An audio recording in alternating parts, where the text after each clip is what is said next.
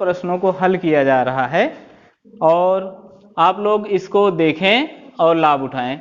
हमें दिया गया है कि समान त्रिज्या एवं अधिकतम क्षेत्रफल वाले दो वृत्ताकार टुकड़े एक दूसरे को स्पर्श करते हैं। एक आयताकार बोर्ड से काटे जाते हैं जिसकी विमाएं 14 सेंटीमीटर गुणे 7 सेंटीमीटर है। शेष कार्डबोर्ड का क्षेत्रफल ज्ञात करना है। तो एक कार्डबोर्ड है, आयताकार है, जिसकी लंबाई है 14 सेंटीमीटर और चौड़ाई है 7 सेंटीमीटर, और इससे हमें दो वृत्ताकार भाग काटने हैं। जैसे ये एक वृत्त हुआ और दूसरा वृत्त भी इसी से काटना है जो एक दूसरे को स्पर्श करते हैं। तो इसको हमें थोड़ा सा और बढ़ाना ही पड़ेगा।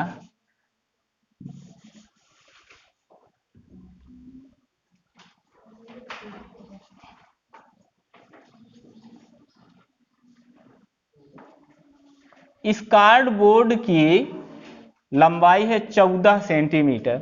इसका मतलब यह हुआ कि इन दोनों वृत्तों का जो व्यास है वो टोटल यहां से लेकर यहां तक, ये इसका व्यास प्लस दूसरे वृत्त का व्यास, इन दोनों का व्यास 14 सेंटीमीटर है। तो एक वृत्त का व्यास कितना हो जाएगा? ये 7 सेंटीमीटर हो जाएगा और दूसरे का भी 7 सेंटीमीटर हो जाएगा।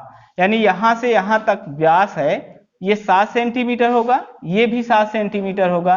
तो 7 और 7 जुड़ जाएंगे तो ये हो जाएगा 14 सेंटीमीटर।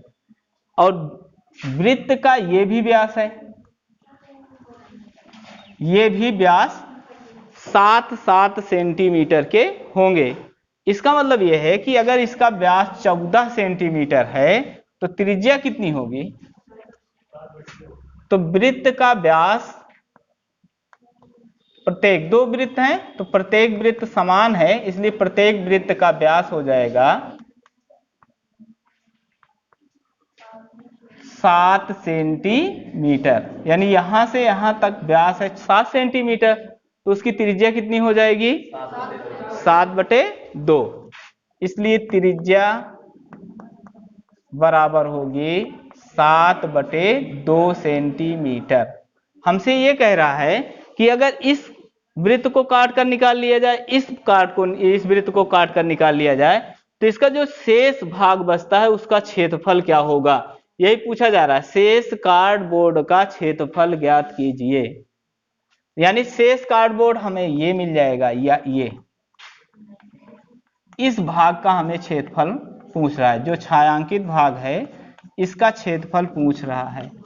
तो ऐसा करते हैं, हम पहले ये वृत्त का क्षेत्रफल निकाल लेते हैं, आयत का क्षेत्रफल निकाल लेते हैं। आयत के क्षेत्रफल में दोनों वृत्तों का क्षेत्रफल घटा देते हैं, तब हमको मिल जाएगा इसका शेष कार्डबोर्ड का क्षेत्रफल। इसको निकालने के लिए हमें करना क्या होगा? डायरेक्ट लिख दें शेष कार्डबोर्ड का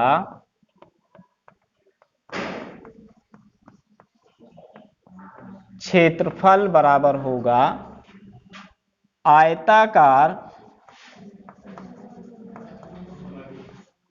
बोर्ड का क्षेत्रफल ऋण दोनों वृत्त का क्षेत्रफल समान है तो 2 गुणे एक वृत्त का क्षेत्रफल हो जाएगा। 2 गुणे एक वृत्त का क्षेत्रफल। आयत का क्षेत्रफल होता है लंबाई गुणे चौड़ाई, और इसकी चौड़ाई है 7 सेंटीमीटर। तो आयत का क्षेत्रफल होगा लंबाई गुणे चौड़ाई। तो लंबाई 14 है और चौड़ाई 7 है, ऋण 2 गुणे एक वृत्त का क्षेत्रफल।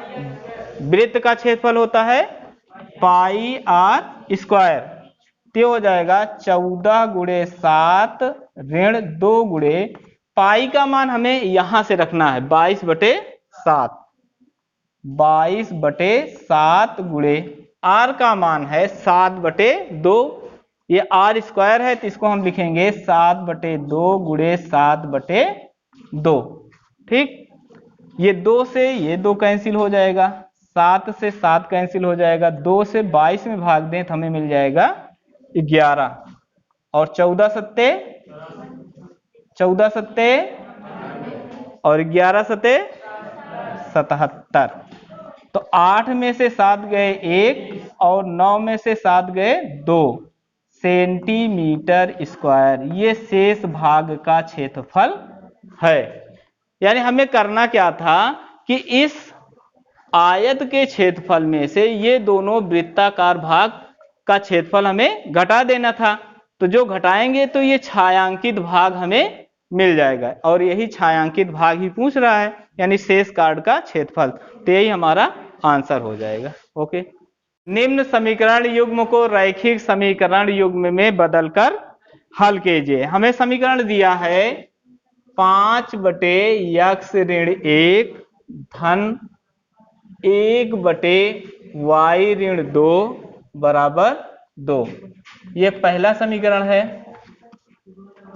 अगला समीकरण दिया है 6/x-1 ऋण 3/y-2 बराबर 1। ये दूसरा समीकरण है।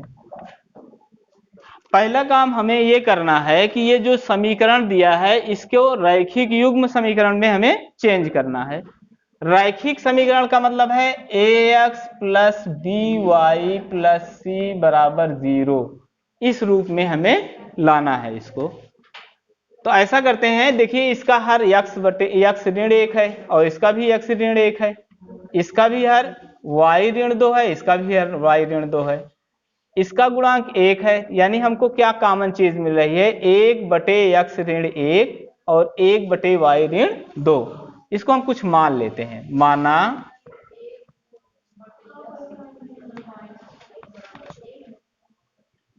1/x ऋण a बराबर a। देखिए इसको x या y नहीं मानोगे, क्योंकि इसमें x y पहले से दिया है। जो चर हमें दिया है उसको हमें नहीं मानना है, दूसरे चर को मानना है हमें। और 1/y ऋण 2 बराबर b लिख दीजिए। यहाँ पर हम देखते हैं, इसको हम लिख सकते हैं 1 गुणे, या ऐसा लिख दें 5 गुणे 1/x ऋण 1। तो 5 और ये 1 गुणे 1/x ऋण 1, ये जो हमें मिल रहा है ये किसके बराबर है, a के।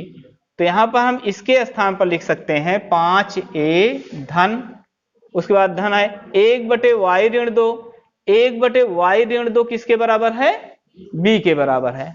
तो इसके स्थान पे हम लिखेंगे b, बराबर का निशान लिखा है बराबर लिखेंगे, 2 लिखा है 2 लिखेंगे। ये हमारा समीकरण बन जाएगा 3। दूसरे समीकरण की बात करें तो इसको हम लिख सकते हैं 6 गुणे 1/x ऋण 1। तो जो 1/x ऋण 1 आ रहा है उसके स्थान पे हम लिख सकते हैं a। तो ये हो जाएगा 6a, माइनस है माइनस लगाएंगे, 3 गुणे 1/x ऋण 1 ये है। तो 3 तो यहाँ पर दिया है तो 3 लिख लेंगे, और 1/x-2 किसके बराबर है, b के। तो 1/x-2 के स्थान पे हम लिख देंगे b बराबर 1। ये समीकरण हो गया 4। अब इसको हम विलोपन विधि से, प्रतिस्थापन विधि से, बीजगुणन विधि से, किसी भी विधि से हम सॉल्व कर सकते हैं। अगर हम समीकरण 3 इसको हम विलोपन विधि से हल करना चाहते हैं तो हम करेंगे क्या कि समीकरण 3 में अगर हम यहाँ पर 3 से गुणा कर दें तो हमको मिल जाएगा 3b, और ये पहले से ही 3b है। मतलब समीकरण 3 में हम 3 से गुणा करेंगे तो ये 3b और इसका 3b ये दोनों समान हो जाएगा। इसी को हमें सॉल्व करना है। तो समीकरण 3 में 3 से गुणा करने पर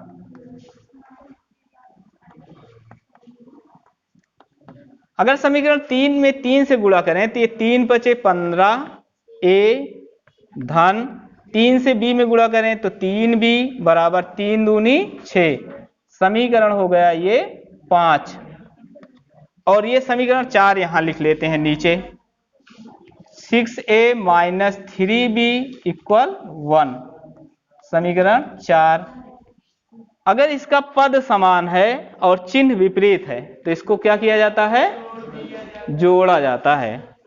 जोड़ने पर, यहां पर हम लिखेंगे जोड़ने पर, ये कैंसिल हो जाएगा और 15 छा 21, a बराबर 6 1 7, तो a बराबर हो जाएगा 7/21, यानी 7 1 कम 7, 7 त्रिक 21। a का मान 1/3 आया। अब a का मान समीकरण 3 में रखकर b का मान निकाल सकते हैं। तो यहां पर लिखेंगे समीकरण 3 में a का मान रखने पर, तो समीकरण 3 में a का मान रखने पर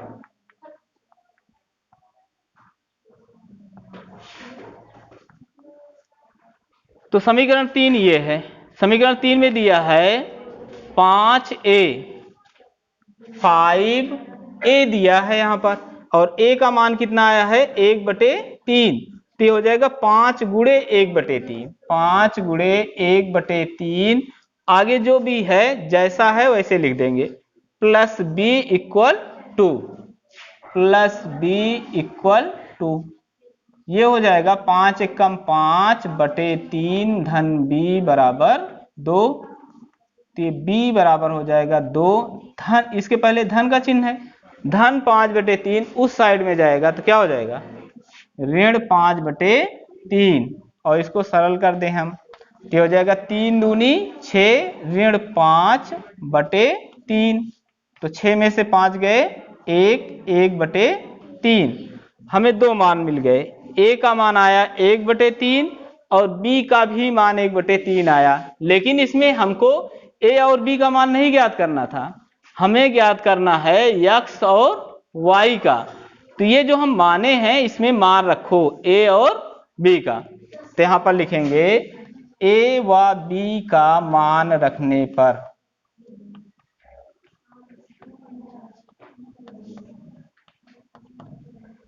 1/x ऋण 1 बराबर है a, और a का मान आया है 1/3, तो यहां पर रखेंगे 1/3।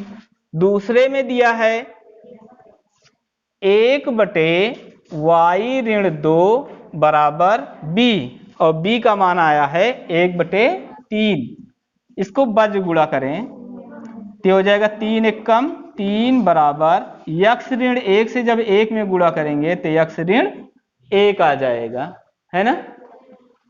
और उसके बाद ऋण 1 इस साइड में लाएं हम, तो ऋण 1 इस साइड में आएगा तो धन 1 इधर बचेगा x, तो x बराबर क्या हो जाएगा 3 1 4, तो x बराबर 4 आ जाएगा। इसको भी ऐसे ही करेंगे, 3 से 1 में गुणा करें तो 3 आ जाएगा, y ऋण 2 से 1 में गुणा करें तो y ऋण 2 आ जाएगा, और ऋण 2 इस साइड में पक्षांतर करें तो हमें क्या मिलेगा, y बराबर मिल जाएगा 3 धन 2 बराबर 5। इसलिए x बराबर 4 और y बराबर 5, यही हमारा फाइनल आंसर है। वीडियो को आप लोगों को ध्यान से देखना है, उसको बार बार रिपीट करके पढ़ना है, और उसके बाद जब समझ में आ जाए तब लाइक सब्सक्राइब और कमेंट भी लिखना है, आवश्यक है आप लोगों का, और सब्सक्राइबर बढ़ाना बहुत आवश्यक है। धन्यवाद।